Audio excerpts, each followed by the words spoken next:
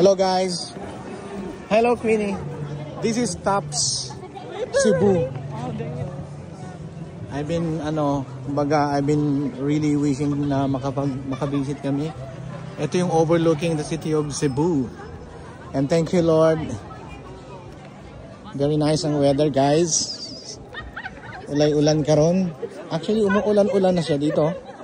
But then pinagbigyan tayo ng Lord na walang ulan. The weather is perfect. Oh, ganyan. Kasi maulan, tag-ulan na eh. Pero praise God. God is so good guys. Ang ganda ng weather. Look.